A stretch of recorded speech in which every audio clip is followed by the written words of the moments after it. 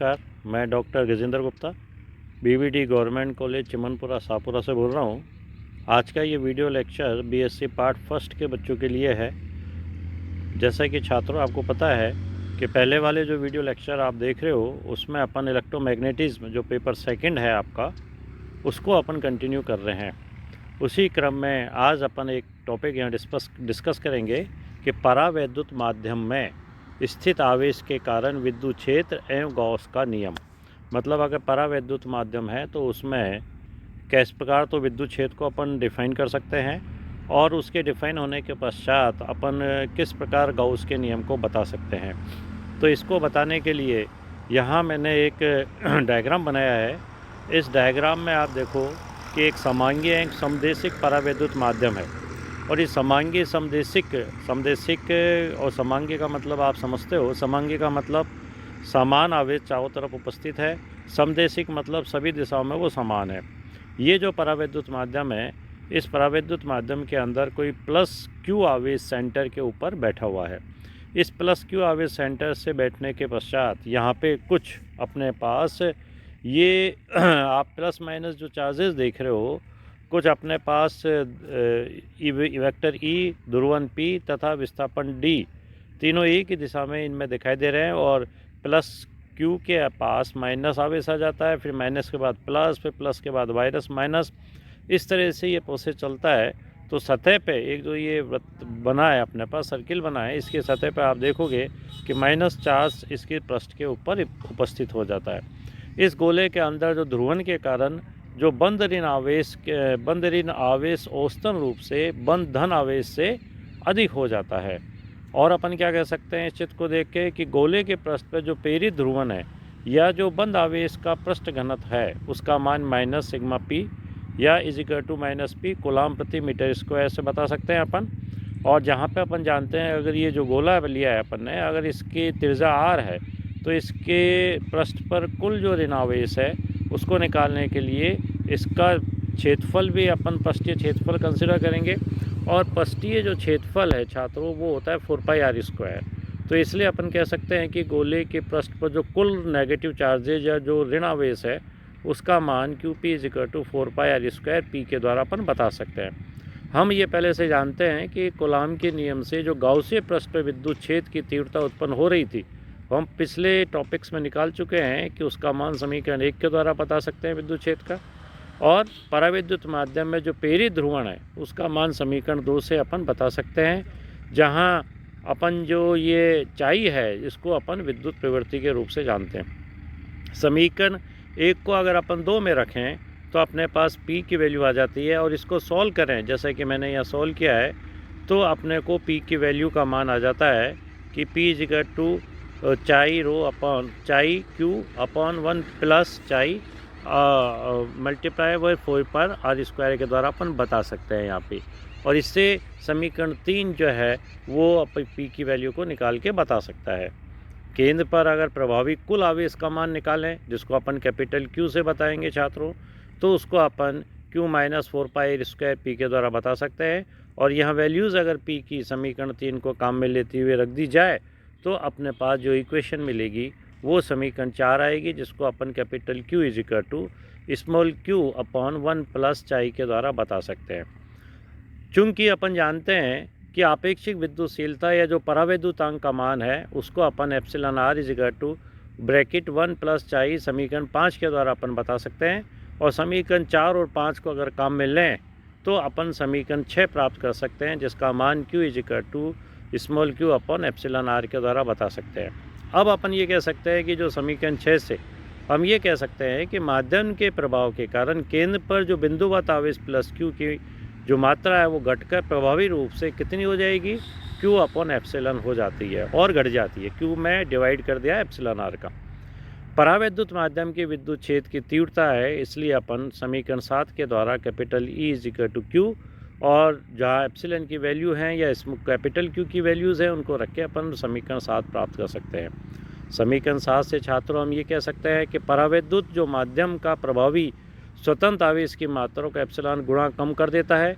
इसलिए परावैद्युत माध्यम के लिए गॉस के नियम को हम निम्न प्रकार से परिभाषित कर सकते हैं या लिख सकते हैं। क्या कह सकते हैं, अपन ये बता सकते हैं कि किसी परावैद्युत माध्यम में, अब मैं गॉस के नियम को डिफाइन कर रहा हूँ छात्रों, कि किसी परावैद्युत माध्यम में स्थित किसी बंद पृष्ठ से निर्गत विद्युत फ्लक्स का मान बंद पृष्ठ के अंदर आवेश की मात्रा के 1/ε या 1 this will be equal to 1/ε0 के गुणा के बराबर होता है। तो इससे अपन गाउस के नियम को इस प्रकार से डिफाइन किया है। तो निर्गत विद्युत फ्लक्स का मान अपन जानते हैं गाउस के नियम से, जहाँ इंटीग्रेशन बंद सतह एस सरफेस के लिए है, vector E dot D A का मान Q/ε होता था, उसकी जगह अपने पास Q/εr ε0 आ जाएगा अपने पास, और इसको अपन समीकरण 8 के रूप में डिफाइन कर सकते हैं। और यहाँ अपन यदि स्वतंत्र आवेश कि स्मॉल q का आयतन घनत्व अगर रो फ्री हो के रूप में लिखें तो q का मान अपन समीकरण 9 के द्वारा बता सकते हैं, क्योंकि ये रो फ्री एक आवेश आयतन घनत्व है, और टोटल जो आयतन है किसी भी छोटी जगह का गोले के अंदर जो लिया है उसको dv मान है, तो अपन समीकरण 9 लिख सकते हैं। डिस्प्लेसमेंट जो वेक्टर है छात्रों, वो वेक्टर d कैपिटल E के द्वारा बताया जाता है, और समीकरण 8 से अगर आप इसमें वैल्यूज़ अगर पुट कर दें तो अपने को समीकरण 10 प्राप्त हो जाती है, जबकि समीकरण 9 को अपन ने काम में लिया गया है। इस तरह से अपन कह सकते हैं कि गाउस डाइवर्जेंस पे अनुसार अपन ये 11 वाला जो रिलेशन है ये ऑलरेडी पहले अपन डिस्कस कर चुके हैं, जिसको अपन जानते हैं। तो इसलिए समीकरण 10 और समीकरण 11 की अगर आपस में तुलना करें तो अपने को समीकरण ब्रार प्राप्त हो जाती है, जो कि रिक्वायर्ड समीकरण है, जिसको अपन गाउस का नियम कहते हैं। या अपन इसको ये भी कह सकते हैं कि ये जो समीकरण 12 है, ये समीकरण 12 गाउस प्रमेय का अवकल रूप कहलाती है, और इसे मैक्सवेल का प्रथम समीकरण भी कह सकते हैं अपन। और इससे ये भी ज्ञात होता है कि विद्युत विस्थापन सदिश कैपिटल डी की उत्पत्ति केवल स्वतंत्र आवेश के कारण ही होती है। इस तरह से यहाँ अपन ने ये गाउस के नियम को परावैद्युत माध्यम में किस प्रकार निकाला जाए उसको निकाल के देखा है छात्रों, और जो रिजल्ट है उसको अपन क्या क्या रूप में कह सकते हैं, मैंने यहाँ पे 3 पॉइंट्स बताए हैं। एग्जाम में जो क्वेश्चंस बनता है ये आपको पता ही है, या तो स्टार्टिंग के पॉइंट से लेता है एग्जामिनर या लास्ट के, तो लास्ट में मैंने तीनों बातें लिखी है, इन तीनों को लेके वो क्वेश्चन का निर्माण कर सकता है। इसके बाद मैंने यहाँ ये डिफाइन किया है कि विद्युत प्रवृत्ति और परमाणुविक ध्रुवणता में संबंध या क्लासियस-मोसोटी संबंध निकालिए। 2019 में ये क्वेश्चन आया था कि क्लासियस-मोसोटी का संबंध निकालिए। तो क्लासियस-मोसोटी का संबंध निकालने के लिए अपने पास सबसे पहले अपन ये कह रहे हैं कि परावैद्युत के जिस परमाणु पर स्थानीय छेद ज्ञात करना होता है उसको केंद्र O मानकर इतना बड़ा गोला खींचते हैं हम कि जिसके बाहर परावैद्युत माध्यम को सतत और समंगिक माना जा सके और अंदर परमाणुओं की विविक्त संरचना से बना हुआ माना जा सके। अब हम देखते हैं कि गोले के केंद्र कैप O पर स्थानीय विद्युत क्षेत्र 4 क्षेत्रों से मिलकर बना होता है, जिसको अपन समीकरण 1 के द्वारा बता सकते हैं। यहाँ पर ये बात अपन डिस्कस कर सकते हैं यहाँ की जो ε0 है वो आरोपित बाहरी विद्युत क्षेत्र है, E1 है परावैद्युत के बाहरी सीमांत पृष्ठों पर प्रेरित ध्रुवण आवेशों के कारण विद्युत क्षेत्र है, E2 गोले के पृष्ठ पर प्रेरित ध्रुवण आवेशों के कारण विद्युत क्षेत्र है, जबकि गोले वाला भाग हटा दिया जाए तथा E3 गोले के अंदर अन्य द्विध्रुवों के कारण विद्युत क्षेत्र है। इसको अपन यहाँ पे इस नेक्स्ट चित्र के अंदर अपन ने यहाँ डिफाइन किया है, ये चित्र बनाया है और यहाँ पे सारे विद्युत क्षेत्रों को और उनकी डायरेक्शंस को यहाँ अपन ने बताया है। अब अपन इसको एक एक को अगर देखें कि सबसे पहले बाहरी विद्युत क्षेत्र का अगर देखें अपन, तो अपन ये कह सकते हैं कि परावैद्युत की अनुपस्थिति में संधारित्र के आवेशित प्लेटों के मध्य जो विद्युत क्षेत्र बाहरी विद्युत क्षेत्र कहलाता है। यदि समांतर प्लेटों पर स्वतंत्र पृष्ठ आवेश घनत्व प्लस सिग्मा फ्री तथा माइनस सिग्मा फ्री है तो ओ बिंदु पर बाहरी विद्युत क्षेत्र को अपन इस समय नीचे जो समीकरण लिखी है 2 इसके द्वारा अपन डिफाइन कर सकते हैं। ε0 is equal to D upon ε0, E0 is equal to D upon ε0, जहाँ D is equal to sigma free विद्युत विस्थापन को कहलाता है। दूसरा ध्रुवण विद्युत क्षेत्र को कैसे डिफाइन करें, जिसको अपन ने E1 से बताया है। तो इसके लिए अपन ये कह सकते हैं छात्रों कि जब भी परावैद्युत पट्टिका को समान प्लेटों के बीच में रखते हैं तो बाहरी विद्युत क्षेत्र के कारण परावैद्युत परमाणु द्विध्रुव के समान व्यवहार करने लगता है। ये पहले भी अपन डिस्कस कर चुके हैं। और द्विध्रुव के समान जब व्यवहार करने लगता है और इसके फलस्वरूप संधारित्र की धनात्मक प्लेट से संपर्क करते हुए परावैद्युत के पृष्ठ पर ऋणावेश तथा ऋणात्मक प्लेट से संपर्क करते हुए जो परावैद्युत पृष्ठ है उस पर धनावेश प्रेरित हो जाता है।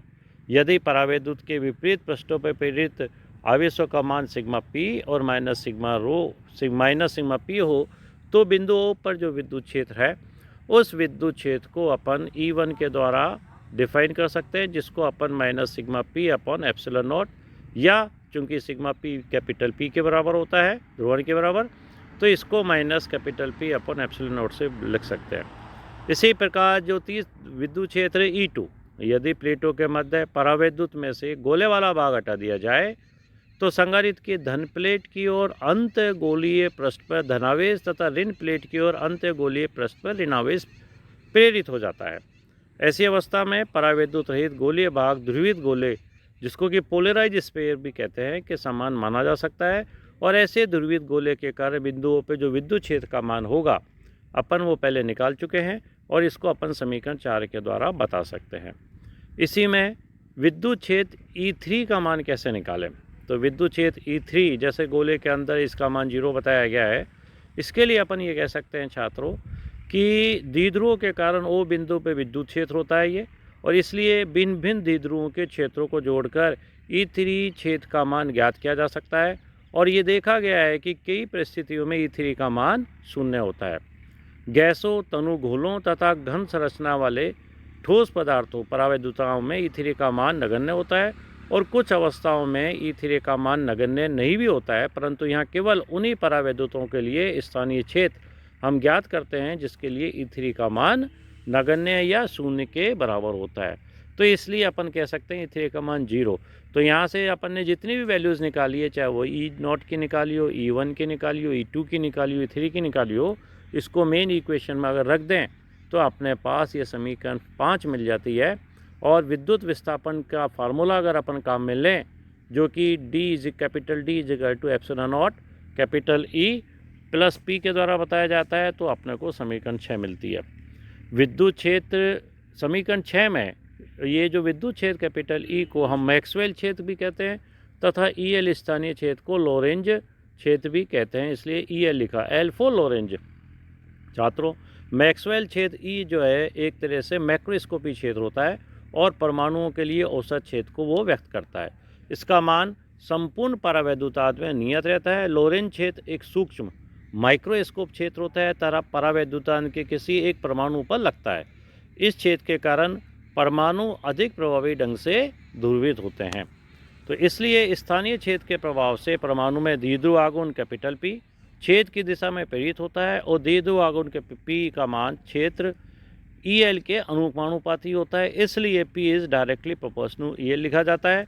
और अगर प्रोपोर्शनलिटी का साइन या अनुक्रमानुपाती का साइन अपन हटा दें तो P is equal to alpha EL के द्वारा अपन इसको डिफाइन कर सकते हैं। यहाँ पे अल्फ़ा परमाणविक ध्रुवणता कहलाती है, मतलब एटॉमिक पोलराइजेबिलिटी कहलाती है, जिसको अपन पहले भी डिस्कस कर चुके हैं। यदि परावैद्युत में परमाणुओं की संख्या प्रति एकांक आयतन में कैपिटल N के द्वारा दी हो तो छात्रों प्रति एकांक आयतन में कुल द्विध्रुव आघूर्ण का मान अपन P is equal to capital P is equal to N small p के द्वारा बता सकते हैं। और इससे अपन EL का मान समीकरण 6 में रखें तो अपने को 8 और 9 समीकरणें प्राप्त हो सकती है। चाहे यहाँ पे एक विद्युत प्रवृत्ति है और इससे को काम में लें अपन तो समीकरण अपने को 10 मिलती है। तो यहाँ जो इस समीकरण 10 को अगर और सॉल्व करें तो अपने को लास्ट में एक समीकरण 11 मिल रही है, जिसका n alpha upon 3 epsilon not is equal to epsilon r minus 1 upon epsilon r plus 2 के द्वारा बता रहे हैं छात्रों। और ये जो समीकरण 11 है इसी को हम क्लासियस मोसोटी संबंध कहते हैं। कई बार क्लासियस मोसोटी संबंध क्या है उसको सिद्ध कीजिए ऐसा पूछा जाता है, उसके इसमें अपने को ये सारी चीज़ें बतानी पड़ती है। इसी क्लासियस मोसोटी संबंध में अगर कैपिटल N का मान रख दिया जाए तो ये समीकरण 12 मिल जाती है, अपने को एक रूप बदल जाता है इसका। तो इस तरह से अपन इसको डिफाइन कर सकते हैं। यहाँ अपन छात्रों कि परिवर्तित विद्युत क्षेत्र में ध्रुवणता के बारे में भी यहाँ डिस्कस करेंगे, और इसके अंदर अपन ये बताएंगे कि एक्चुअली में जो परिवर्तित विद्युत क्षेत्र में क्षेत्र का जो मान है वो समय के साथ बदलता है, जैसा कि संधारित्रों में होता रहता है, जो अपने को पता है जब इन्हें प्रत्यावर्ती धारा परिपथ में जोड़ा जाता है। परिवर्तित विद्युत क्षेत्र में परावैद्युता रखने पर जो बहुत धीमी प्रक्रियाओं के प्रभाव में अंतर जो है वो हमको प्रेक्षित नहीं हो पाता है, परावैद्युत पदार्थ में बाहरी विद्युत क्षेत्र की अनुक्रिया में दो अनुक्रियाएं होती हैं। कौन कौन सी? एक तो होती है पेरित ध्रुवण और दूसरी होती है स्थायी द्विध्रुवों का संरेखन। दोनों को अपन समझें तो सबसे पहले अपन पेरित ध्रुवण के बारे में बात करते हैं, जो कि अध्रुवीय अणुओं में उत्पन्न होता है। पेरित जो ध्रुवण होता है छात्रों, पेरित ध्रुवण अणुओं की इलेक्ट्रॉनिक संरचना में विरूपण के फलस्वरूप होता है। मतलब विरूपण का मतलब जो अणु हैं उनके इलेक्ट्रॉनिक संरचना में जो है ना डिफेक्ट उत्पन्न हो जाते हैं, उसके हिसाब से ये पेरित ध्रुवण उत्पन्न होता है। इन अणुओं में इलेक्ट्रॉनिक संरचना बहुत दृढ़ होती है तथा इलेक्ट्रॉनिक द्रव्यमान बहुत कम होता है। इस कारण इनकी प्राकृतिक कंपन आवृत्तियाँ जो है बहुत अधिक होती है और इलेक्ट्रॉनों के दोलनकार का जो मान होता है वो 10⁻⁻16 सेकेंड होता है, जो कि बहुत ही कम है। और ऐसे क्षेत्र को हम मंद परिवर्ती क्षेत्र भी कहते हैं। और इस प्रकार क्षेत्रों में अध्रुवीय पदार्थों में जो विद्युत प्रवृत्ति है उसका मान अपन chi E equal to P/ε0 capital E से अपन बता सकते हैं। दूसरा जो ध्रुवीय अणु में द्विध्रुवों का जो संरेखण होता है उसके लिए अपन कह सकते हैं कि स्थायी द्विध्रुव आघूर्ण होता है इनके अंदर। इस वजह से जो बाहरी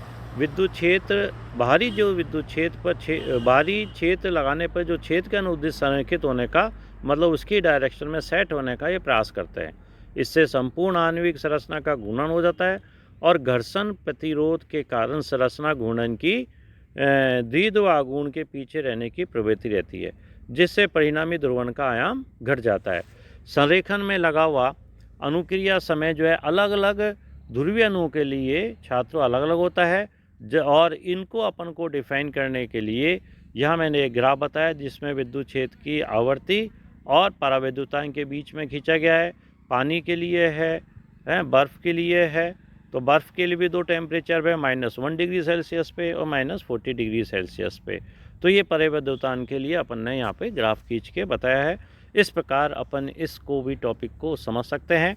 अगले वीडियो के अंदर मैं आपको अगले टॉपिक्स के बारे में बताने की कोशिश करूँगा। धन्यवाद।